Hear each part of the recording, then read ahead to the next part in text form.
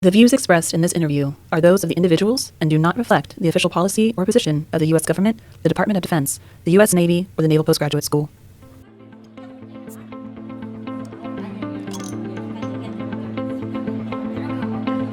Welcome to the Trident Room, brewer of stout conversation, unfiltered and on tap. Hey y'all, welcome back to the Trident Room Unfiltered. I'm your host, Anthony. And Elaura. And guess what today is, Elaura?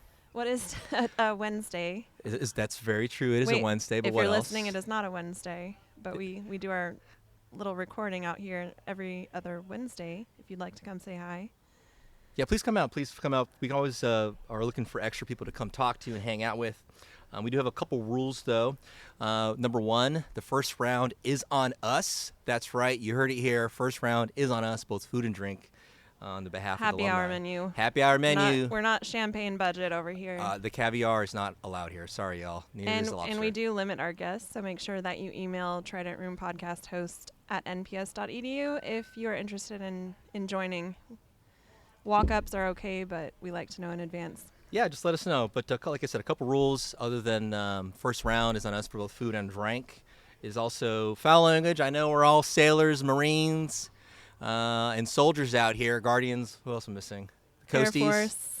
Chair Force. That's right. That's right. I said it. Yeah. What's wrong with you? Yeah. So foul language, keep to minimum. I know Uncle Tony over here isn't the best at that, so I apologize to you kids out there for having to cover your ears while I talk sometimes. Yeah, our time limit is about 30 minutes, so keep an eye on that. We try to bound that problem there. And, yeah, we just have a bit of an intro, some banter, and we discuss the topic at random. But, divisive or offensive topics, politics, religion, race, that's strictly prohibited. We don't talk about So, yeah, if you'd like to come join us anytime, we'd be happy to have you. Yeah. We're pretty simple, straightforward. Just like to hang out. But getting back to what I asked, today is Elena Free Wednesday. Hashtag cry. It's all trending. Day. That's right. So it's just going to be Elaura and I today, just the two of us.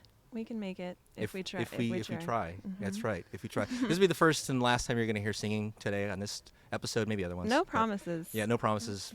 No promises here. However, if you do want to do karaoke, shameless plug for my friend Claire who owns Savino's. It's a really fun hangout. You see a lot of the MPS crew, both faculty and students hanging out there Thursday through Saturday. They do karaoke Thursday through Saturday? Yeah, they expanded it. Ryan Rico is like lit up, man. That? He's the host, Ryan Rico. Yeah. Thursday through Saturday. That's 3 nights in a row of karaoke. That's too much for me personally. Yeah. I could barely handle one. Yeah, that's a lot. Yep. So, anyways, let's get started. We're going to pick a topic here. We're going to choose. Yep. For those of you who don't know, we pick a topic at random. I have an app called Twazi where it picks a random first player. For those of you keeping track, I have not been chosen to pick a topic yet. I've been chosen once. So if you have a bingo card and you're like, man, Anthony's gonna get his topic here, and you're gonna get a bingo. Hopefully today's your day. The odds are in your favor because it's just you and I. That's right. Let's see. Should you want to go first? You want me to go first? Man. Okay. I'm nervous. Go. I knew it. You can have it. I knew it. You can have it. All right. Your bingo, that doesn't count for your bingo card. Every no, single. It did choose me, but as I do not time. have a topic ready and Anthony has not been chosen, I'm going to. Huzzah! I'll take it. What's the word? What's the bird is the word? That's what happened. I'll give my topic to you. A gift? No. What's another word? I declare Bequeath? myself as tribute. Tribute. Okay. Is this like I do an offer, you do something for me, like you're like a mob boss right now? No, not at all. Just pick a topic. Okay. All right. I've been thinking about this, and we've actually talked a little bit off mic about this, but I'm just curious from your perspective as a professional. I think all of us work through this as we're getting older. How do you keep the core group of people around your life, and how do you maybe adjust who you think adds the best value to your life, and then reciprocally, how do you add the best value to your friends, coworkers, family, and then maybe when do you adjust that? Yeah, I can tell this has been on your mind lately. You've talked a few times, like you said off mic about. I think you called it curating your friend group. Curating my friend group. That's right. Yeah. Well, because I'm 39, right? Yeah. So I'm not looking to make a lot of friends. Oh, we forgot to cheers. Oh, cheers. Woo. Cheers. Cheers. Cheers. I'm looking to make a good amount of value for my friends, like good people. You know what I mean? And every single person adds something to your life in some sort of way, and it doesn't mean that you're better or worse than anybody. It's just I think that we fit in like a jigsaw puzzle of our lives as we get older. And let me give a couple examples. Yeah. I had a buddy. This was when I was junior enlisted in Charleston, and Airplane. Wait till this passes by there, folks. Unless they landed the I wish we green. had someone here that could tell me what kind of plane that is. I've been getting spoiled. Yeah, so I was a junior enlisted in Charleston, and I made some civilian friends. And then when I transferred over as an officer to the State 20 program, I ended up staying in Charleston, going to school at the Citadel. Sure. And then for those of you who don't know what the State 21 program is, it's a commissioning program where you are paid your current pay grade, eligible to promote, and you get paid 3 years to go to school. It's not very much, so they give you $10,000, at least at the time. A year? A year, that's it. Yeah, so that's slim picking. So if I don't know what are you expected to pay with $10,000? Like what is or what is not covered? Yeah, that's a great question. So now I don't know what the cost is for other people now. Like I don't know if it's adjusted for inflation, Sure. or they kept it, at $10,000. But you're expected to pay for everything. So sometimes I had some friends and sailors too who've got picked up over the years that I know or knew or still keep in contact, who went to some more expensive schools like Columbia. I think Columbia was on the list. Okay. So you're coming out of pocket for that. But some of the schools do work with you, and the Citadel is one of them. Now, granted, for the Citadel, like I said, $10,000, which isn't very much, even then, the 2009-ish. You have to pay rent, food, everything. Yeah, but you're still getting your salary there. You're getting BAH, BAS. Oh, yeah, okay, all okay, of that. okay. No, you're getting all of that. But you are getting a little bit of a book stipend too. But you also have to come out of pocket for the tuition. $10,000 doesn't go very far. All right? Out of. Yeah. I'm struggling to understand what the benefit is to do this. You have to pay for your school. Well, you have to pay for food. Well, here's the thing. Rent is covered with BAH, but they're essentially giving you $10,000, but then taking most of it. Well, I mean, it's something a better deal than pretty much anywhere else, though. Okay. I mean, if you think about it, right? But let me finish my train of thought here. Sure. That $10,000 doesn't go very far, but schools do work with some of these students to make sure that this does go far. So, for instance, the Citadel, one of the reasons I chose it is $10,000 covered everything. Oh. But we had to inspect the barracks and things like that. Sure. Yeah, quick side story. I remember one time, this is when I came back to Power School as an officer, and I'm chilling at some beer garden, and this big burly guy comes up to me, and he's like, "Hey, man." Where is Power School, by the way? I'm sorry, Charleston, South Carolina. Oh, okay. Yeah. So I went to Citadel, Charleston, South Carolina, and then I went back to Power School at Charleston, South Carolina. Once I finished my JO tour on a conventional warship, junior officer, as a junior officer in a warship. Okay. And this guy comes up to me. He's like, "Hey, man, I think I know you." I'm like, "Yeah." He was pretty tipsy. I wasn't quite there yet. He's like, "Yeah, man, you were an officer candidate at Citadel, right?" I was like, "Yeah, that was a little while ago, but yeah, I was one of them." He's like, "Yeah, I was an athlete. You guys inspected our rooms." I'm like, "That's right, we did." He's like, "Yeah, you failed me, man." Oh, no. I'm like, "Yeah," and then he pulls me in. I'm like, "Oh, snaps! Like something's gonna happen." He's Yeah. like, "Nah, man, I deserved it. I was a dirtbag, man. I appreciate that. Can Wow. I buy you a beer?" So the Citadel, among some of the other schools, they do offer some things that kind of help you out. Was he things like from that. the South or? Yeah, he was from okay. yeah, Citadel. People. It's a legacy school mostly, so people who've gone there, Okay. parents have gone there, things like The that. only Citadel I'm familiar with is from Mass Effect, so I'm not. I'm not sure what that is. Mass Effect? No, It's a video game. Okay. Okay. Okay. I don't know what that is. It's yeah. great. Okay. I'm gonna believe Highly you. recommend. Nerd. Yeah. I don't know. Yeah. Yeah. So anyway, I had a civilian friend, great guy, and he would come to some of the events, whether I did presentations or I got awards or things like that. But he had a drinking problem, unfortunately, and was dealing through some issues. And he even, I was married at the time. He went to my wedding, but I realized like I that was fun, I guess, when I was junior enlisted. But Sure. at a certain point, it's like, man, I can't really be around this. And if he really needs help, I'm more than happy to offer help. Right. But I will say, I'm not gonna name any names, but he's a good guy. Now he reached out to me. This was like about a year ago. Wow. He's like, hey man, like I'm sober now, and like I really appreciate you being there for me at the time. I was going through some issues, and like I want you back in my life, like basically, like I want to be a friend again, and that add value. Were you open to that? Oh, of course. Okay. He's a good guy. I just knew he needed some help, right? So it's stuff like that. Sometimes I think you have to. The plane coming through. A little busy today. By the way, we got Car Week coming up next week. So we got tons of people coming in now. It will have already passed by the time you hear it, but That's yeah. right. Yeah. Lots of people. They've even closed part of Highway 1 for construction. Gosh. Kind of the worst timing. Yeah, literally the worst timing. If you're hearing this and you were around, you'll relate. Yeah. Now, the chaos. Car Week is fun. Don't get me wrong. It's good for the businesses, bad for the locals, I think. Bike everywhere if you can. Yeah. If you know how to bike. Exactly. Another story. When I was junior enlisted coming up, this buddy of mine, we both applied for the State 21 program, and he ended up not getting selected because he failed his PRT, his physical readiness test, and that's the requirement for that. Right. Now I don't know why he didn't go back and try again, but he's just like, yeah, this isn't for me, which is understandable, right? That's fair. But, yeah, it's fair. But his life took a different turn than mine, and he got kicked out, fortunately, and yeah, him and I aren't really friends now anymore because the one that reached out to you that wanted to reconnect. It's a different person. Oh, okay. Yeah, so I'm just giving two sides of the coin, right? Sometimes, you lose friends, but you give them back because they bring in more value back into your life. But sometimes, it's good to curate, like I said, right. For that. But I think I'm struggling now to maintain like my current network and connections. Do you feel that that's because you have this kind of predetermined formula in your head of what your friends should be and how they should add value, and so when things don't really go to your plan, that it causes kind of a...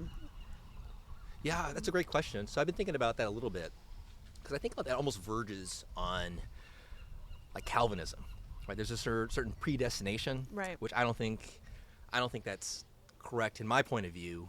Now I know there might be some Calvinist listeners.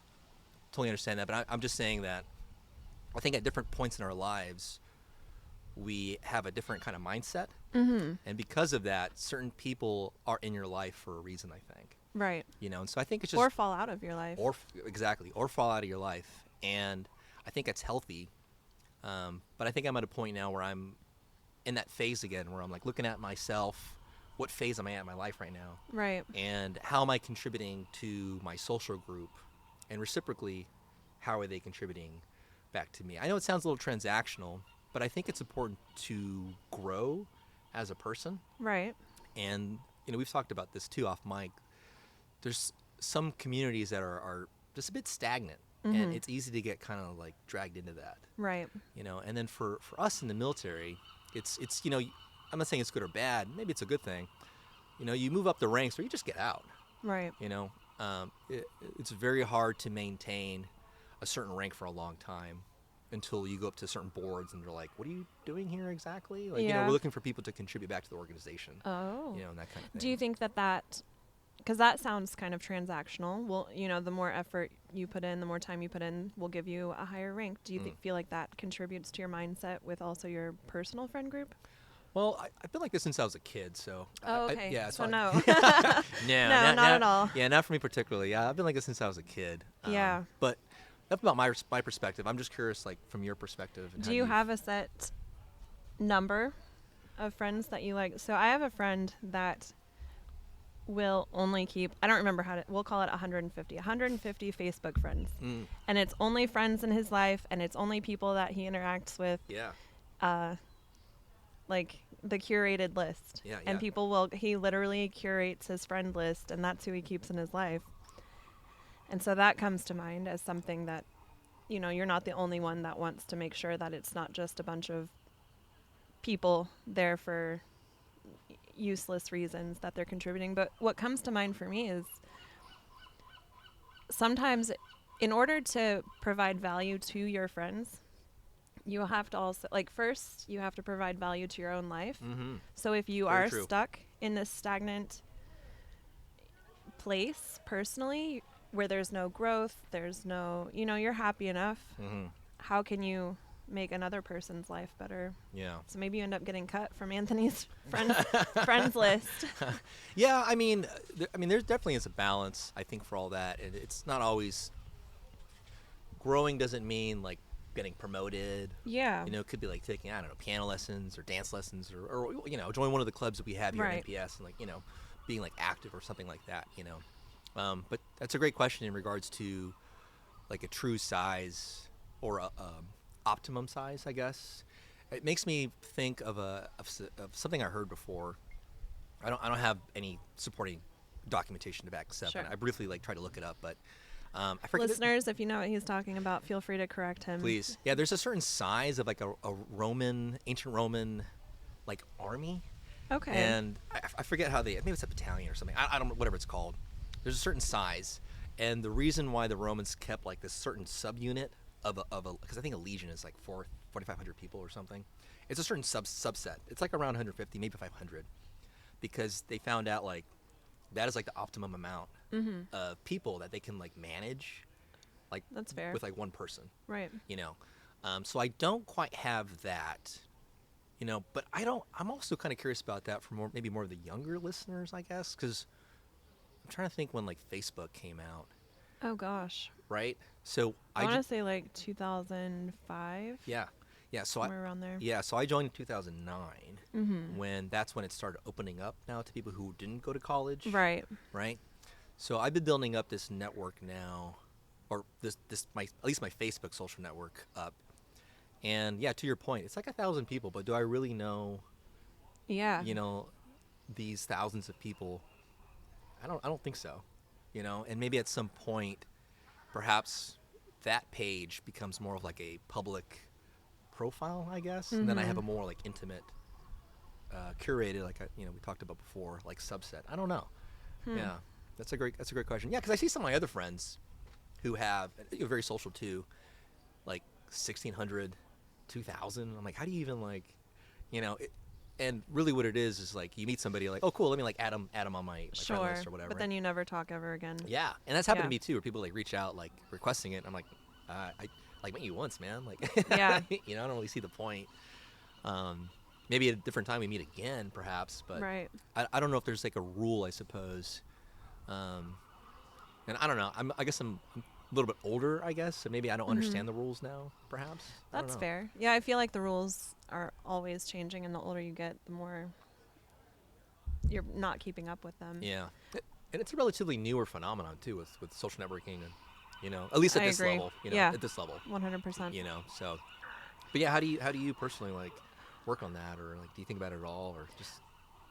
I don't think about it constantly, but I have experienced the loss of a friend, and even best friends or good friends, because there was either a fracture in the relationship where I realized they weren't a good friend, being a good friend to me, and that as hard as it is to let go of someone that you've known for a while and that you're close with, I'd rather have no friend than have a friend that's going to like hurt me or of course, to say mean things to me. Yeah. And so I just block, delete.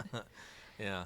If I've tried, I make an attempt to communicate like, hey, you know, this is how I'm reading your messages, or this is how I'm understanding what you're saying. Yeah.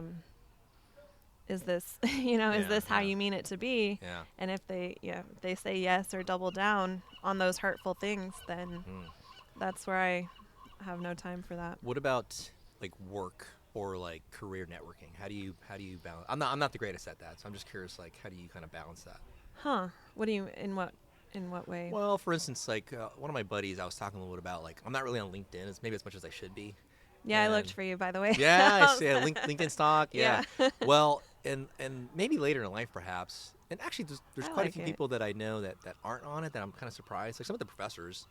Yeah. I'm like kind of surprised by that. And like, how do you like maintain like your research contacts? He's like, I go to conferences and like I keep in contact that way. And you know, I'm like, oh, that's kind of cool actually. You know, so there's, you know, old school Rolodex, digital Rolodex that they use, you know, for that. But I was telling a buddy of mine about that. I'm like, man, maybe I'm kind of behind the curve a little bit. And he was like, you know what? He's like, here's his perspective.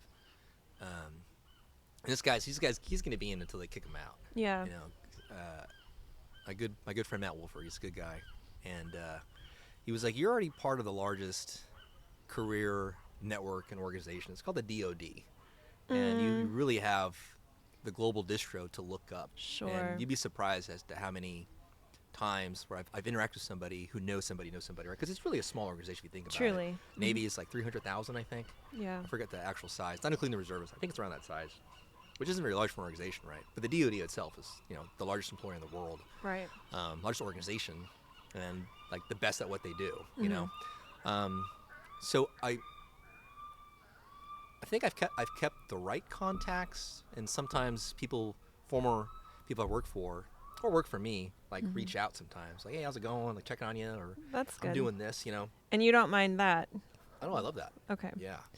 It's interesting to me because you are such a social butterfly. You get along with you walk into a room and you make friends with everybody in there, that you struggle with this curation of friends and like this like inner dilemma of how they're bringing value when like you kind of bring it on bring it on yourself in a way, because everybody wants to be friends with you the instant they interact with you. I've seen it, Well, I think this might be more hit closer to home for people who have families and they move a lot as a military child.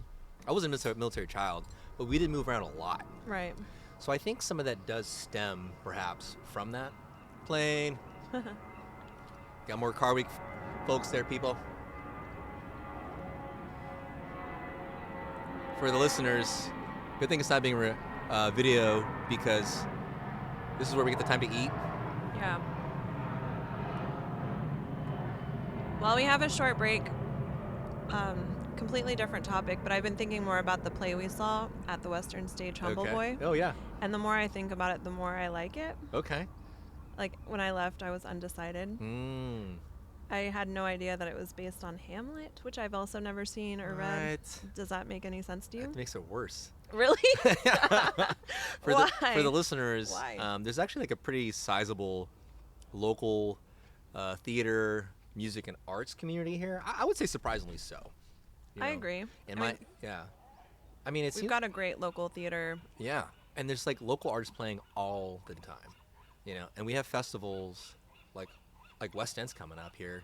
But when this releases, there's always it's gonna a be local over, play, yeah. a local musician. There's always something local to go see in the arts, with capital A arts. Yeah, there's always some cool stuff to kind of check out. So if you do ingratiate yourself in the community, I really highly recommend it. I mean, you get lost and closed off sometimes around these gates or on a military base, right? Especially in housing, And it's really important to bridge that civilian-military divide. I even encourage go see things that you wouldn't think you would like. Like this one, we got invited to it, and I was like, I don't know what that is, but yes, like I want to go see local theater and support the arts. Yeah. Well, so I don't know. I thought the play was I'm not gonna. Yeah. No, I left feeling undecided too, and there are things that I liked and disliked, but I think they did a good job with what they had. That's fair. Because it was kind of it feels like a difficult piece to not necessarily maybe to perform, but to kind of grasp the gravitas, maybe. Yeah. Like it felt like a dark comedy, but it wasn't. The storytelling didn't necessarily present it as such. It felt kind of like a drama. I felt like they modified it for an American audience. I do too, 100%. Yeah. For the listeners, there's like a certain scene where they're like, and they're like, it takes place in Britain, so it's like it's below 30 degrees Fahrenheit. That is. I'm like, okay, why do we need that? Like, yeah. And all of a sudden he's from Atlantic City. Yeah, Atlantic City there. Yeah, Atlantic City. Yeah, exactly right. Pass me a lucky strike there, Sonny. Yeah. Yeah. I do good British accents. I'm sorry. Okay. But I think they did such a good job with the scene in that instance where he was describing this really uncomfortable place and feeling that they could have said any number, -20, and we wouldn't have found it out of place until they said Fahrenheit, that is, in a British accent. Like, Yeah. Okay. Well, maybe that goes back to this to the topic we're talking about. Like, I think sometimes finding your tribe is easier in a larger populated area, obviously. Oh, 100%. 100%. Yeah. I mean, the odds are more in your favor. Yeah. Right? And in Monterey, and, surprisingly, I've actually talked to a few other people about this. Mm-hmm. And some people are like, yeah, I actually felt like really lonely. People who've been here before or went to school and then left, like, I felt really lonely in Monterey. And I was like, Right. that's kind of surprising to me. And I'm not surprised. yeah. Can you explain why? I feel like those who are here or have been here have these connections that they've already made, and they stick with it. It's just like in high school you have your cliques. Monterey is just there's either like the theater nerds or the band geeks or the sports. We even have sports like Monterey Union, or we're just a bunch of these cliques. And so to come here and to try to enter into one of these cliques, it's tough. It's not only is it tough, but sometimes you're treated like an outsider because you are, where it's just like, I've seen many people at art openings or struggling to, because I used to work for a museum. That's right. To make conversation or to try to engage with other people and kind of brushed off or. Yeah, I think it's a lot tougher too. Well, yeah, I think it's tougher for if you're single too. I think. Because it's a lot of older crowd or people already married and or people in existing couples. Yeah, for that. So I will say that is something that I kind of struggled with in the beginning, to interact more with the locals. Yeah. But like once you kind of put yourself out there, I feel like they're pretty welcoming. I agree. I agree. Yeah. Because it's been a military town for a long time, so they're kind of used to that. Yeah. I didn't mean to interrupt you though, but so that's one of the reasons. Is you think any other reasons perhaps? Oh, for what? For people to feel as if it's a bit isolated here, So I lived in Alaska for a bit, and people would say the same thing there. It feels lonely. It's lonely. Yeah. But I think you're just limited on geography. Yeah. We're not in an ideal location to like pop off anywhere, pop for a weekend trip anywhere necessarily. I mean, yes, we can, but there are places that could go to Vegas. Like LA has Vegas, LA has San Diego, LA has Mexico. Like we're in an area where you have to go out of your way in order to get somewhere else or fly to another place to get to another place. I mean, because San Francisco is like good traffic, like 2.5 hours. Right. You're like, oh man, I gotta drive back. And it feels like a struggle. Yeah. Whereas totally. San Jose, it's an easy drive. It's like an hour 10. So I feel like geography plays a little bit into that for sure. But also it's your mindset. Because in Alaska too, I'm like, go a mile in any direction. There's something to do. You just have to be open-minded to it. That's so true. If you come here with a closed mind, of course you're not going to find anything to do because you don't want to. And I think it's harder for people who are here on a 1-year program. Like some of the true. Yeah, like so the Bowman Scholars. Yeah, some of the ensigns coming here, you PCS'd here and then you're gone almost immediately. You barely have time to make any of those connections. It's crazy. Yeah. But I will say though, for those of you who are here at a short time period, join the clubs, meet people, interact, and try to get outside of the gates of NPS and find some cool stuff that you're interested in. That's really the best way to meet other people is just go out and do something that you're interested in. If you like board games, Mythic Games has a Thursday night standing board game. There's a meetup group, a board game meetup group. Yeah. There's all kinds of stuff. I would say most of the organizations here use Instagram to kind of broadcast what's going on. Yeah. I guess Monterey Weekly. That's the local alternative newspaper. Check that out. Yeah, but Monterey Weekly, speaking of curating friend groups, they curate their friend. The hell out of it. They only pick what they want you to see. Agreed. But if you go to their online calendar, you'll see everything because it is like user submitted events. Yeah, it's very true. So, well, I think we're approaching the end of time here. I think we talked about a few different things here. One, take advantage of the local area. If you're struggling to find your core group of people, I would say reach out also to mentors. Talk to your family and friends and just understand exactly. Or us. Hop on over. We're always ready to. Once again, the first drink is on us. We'll be your temporary friends while you're here. So once again, it's been a pleasure for Elena Free Wednesday. Sad face emoji. Sad face. Hashtag it's trending. All right, y'all. Cheers.